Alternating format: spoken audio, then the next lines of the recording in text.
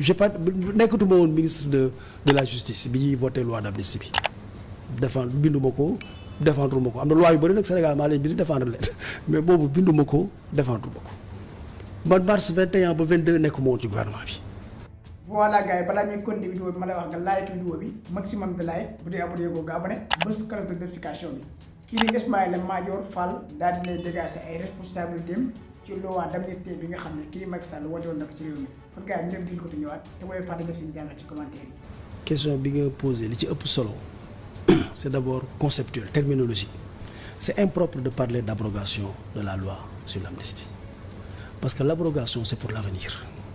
L'abrogation, c'est l'anéantissement juridique d'un acte pour ses effets pour l'avenir. Pour l'avenir. Alors que ici, je pense bien que les gens, c'est le passé qui les intéresse. On n'abroge pas quelque chose qui est dans le passé. C'est comme en droit privé, on distingue l'annulation, qui est un anéantissement rétroactif d'un acte. Maanaam ñu signé benn contrat, d'accord ñu ci, ñu ne dañ koy annuler.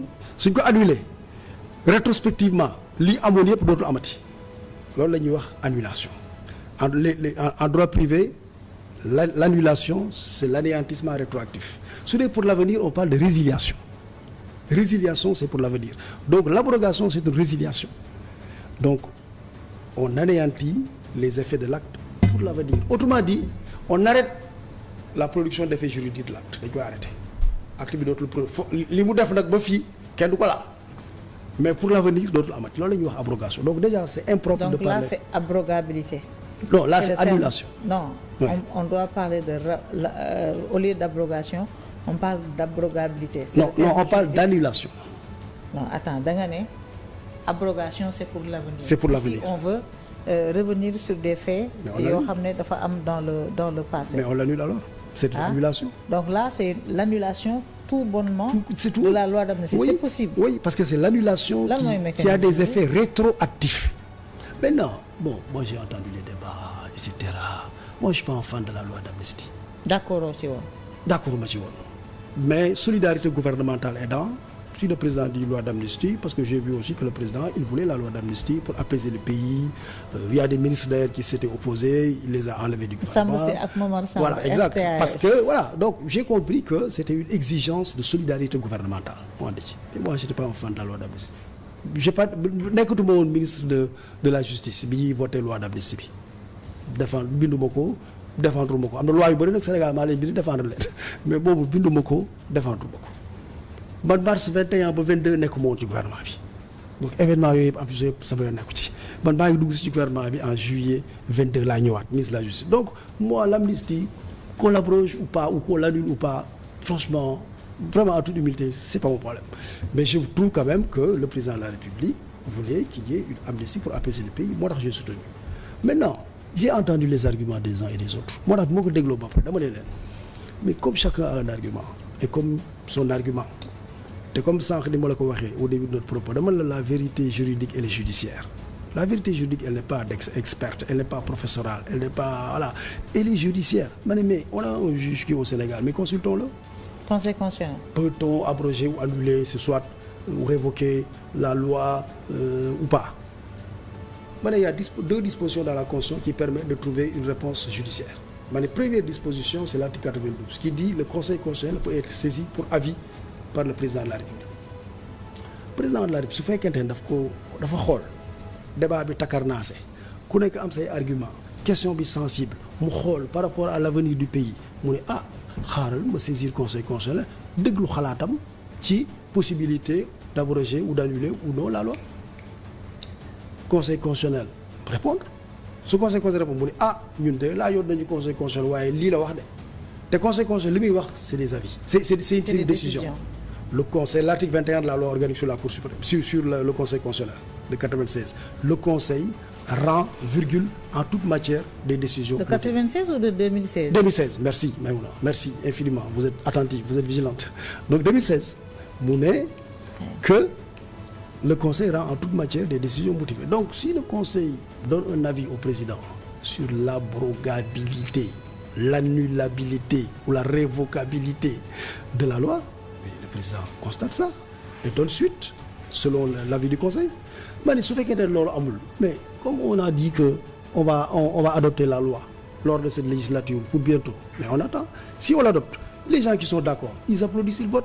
Ceux qui ne sont pas d'accord, ils attaquent la loi devant le Conseil constitutionnel. S'ils l'attaquent devant le Conseil constitutionnel, le Conseil va donner son verdict sur la loi. Mais là, ils font une loi ESAN, non? ESAN, c'était une loi d'amnistie. Bi adopté la loi de l'Assemblée. Mais depuis qu'ils ont attaqué, le Conseil constitutionnel a rendu et a validé la loi ESAN. Donc, mais conséquences juridiques. C'est-à-dire, on se demande. Mais les conséquences juridiques, on appréciera. Si la loi est validée, si on considère que oui, on a validé la loi d'amnistie, mais on tire les conséquences. Si on ne l'a pas validée, on tire les conséquences. Ouais, mais pour moi, vraiment, moi je comprends, il n'y a pas de problème. En fait, l'équation bi fan la nekk dañoo voté une loi boo xam ne dafa amnistier tous les faits. dafa permettre à plus de 1000 personnes de sortir de prison. ñu condamné woon pour crime, pour des délits mineurs, pour des faits graves, ñu bari dañ cee génn prison. ñu bari mun cee dem def li nga xam ne mooy seen droit de vote, ñi nekk ci candidat. léegi bu ñu annuler loi bi dañuy revenir ci situation antérieure bi. Et je me demande mais amul quand même ñu nekk candidat. Non, il y a beaucoup de faits, mais amul ñu nekk candidat ci loi d'amnistie bi. amul ñu nekk non, xam nga entre temps defuñu fii ay élections. waaw vous avez raison. Donc bu ñu annuler loi bi dañuy retrouver ci situation. sauf pour les législatives et encore le débat risque d'être. dañuy retrouver ci situation ante bi. Je me demande ñoom ñii di œuvrer pour que ñu annuler loi boobu. Est-ce qu'ils sont conscients des conséquences juridiques?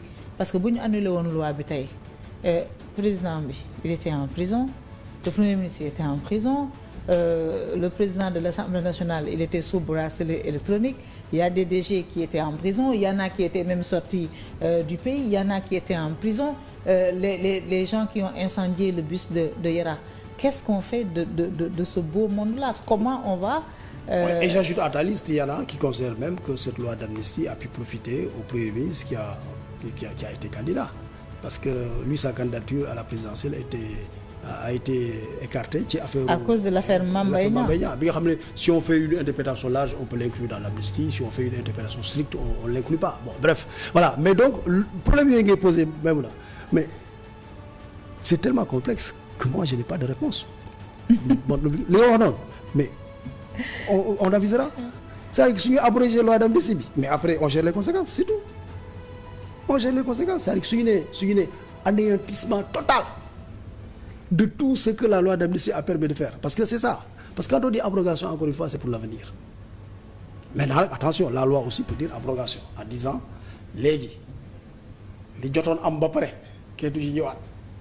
Maintenant, c'est pour l'avenir. Encore, moi, je trouve ça bizarre. En tout cas... Parce que la loi d'amnistie, les membres de l'ancien régime le profitaient. Et que dañ ko war a dindi pour que les membres de l'ancien régime avec le système de l'ancien régime mën a def face à la responsabilité pénale. En tout cas, c'est une équation juridique à plusieurs inconnus. On verra quand la loi sera adoptée. On verra comment résoudre toute cette équation. Mais c'est une équation juridique, hein. Voilà, en tout cas, si c'est une annulation au sens propre du terme, au retour au statu quo ante, en tout cas, l'application ou l'applicabilité de la loi pourrait poser problème. Mais bon, on verra. Oui, il n'y a pas de problème. Kon gars yi ñoo ko déggandoo kii di Ismaïla Madior Fall moom li mu xam ne moo di loi d'amnistie moom yoonam nekku ci kon moom daal dinay dégager ay responsabilités am. Kon daal bu ma jiwul Macky mooy mujj des ci affaire yi parce que gars yi moom bu neexee dinañ ñëw mais bu naqaree moom ku nekk dina leeral ne mu bokk na ci wala bokk ci mais ak lu mën a xew rek loi bi heure bu ko tegee ci taabal ji moom dinañ xam kan moo si laale ak kan moo si laalewul te loi bi moom mënut a ñàkk il faut ñu teg ko ci taabal ji parce que sénégalais yi ñoo ko soxla loi boo xam ne ay bakkan dañ cee faatu ñu wote ko pour rek bàyyi affaire yi mu sedd loolu moom dafa yomb trop te day tax sax boo liggéey moo daal di amaat ci réew mi kon gars yi fii la ñuy yemal vidéo bi ma lay wax bu dee abonné gu nga abonné like vidéo bi maximum de like waaye bul fàtte bës ko notification bi pour man di am suñu vidéo saa yu nekk yaa ngi